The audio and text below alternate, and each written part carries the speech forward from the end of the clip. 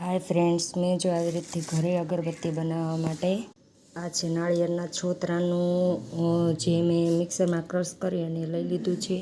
આ છે ઘી, આ છે ગુગળ જેને મેં ગુગળને પાણીમાં પલાળી દઈએ એટલે એકદમ મેચ થઈ જાય એટલા માટે.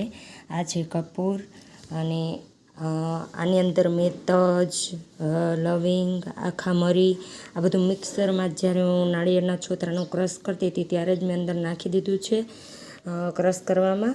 એટલે હવે આ ઘી, ગુગળ અને કપૂર અને આ છે ગંગાજળ જેને આપણે આની અંદર મિક્સ કરશું.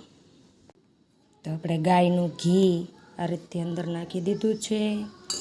હવે એની અંદર નાખશું આપણે પલાળેલું ગુગળ. તમે જોઈ શકો છો કે ગુગળ એકદમ પલ્લી અને એ થઈ ગયું છે, જેથી કરીને સારી રીતે મેટ્સ થઈ જાય. હવે આપણે લઈશું આમાં કપૂર. કપૂરને બી એકદમ આપણે આવી રીતે ક્રશ કરી દઈશું. આવી રીતે આપણે કપૂરને બી અંદર ઝીણું એ કરી નાખ્યો છે.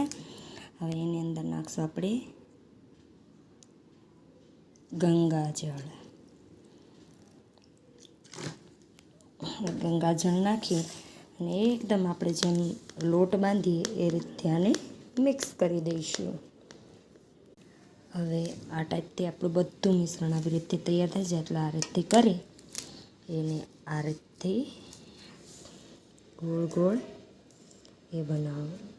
આ રીતે જે શેપ તમારે આપવો હોય તે આપી શકો છો, પણ આ રીતે કરો તો એકદમ મસ્ત થાય છે. મને આ શેપ ગમે છે એટલે પછી આવી રીતે એને મૂકતા જશું અને સૂકવતા જશું.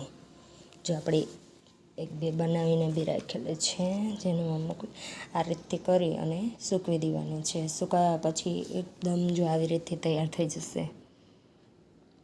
બહુ મસ્ત થાય છે. ઘરે એકવાર જરૂરથી બનાવજો અને મારી ચેનલ લાઈક, શેર, સબસ્ક્રાઈબ જરૂરથી કરજો.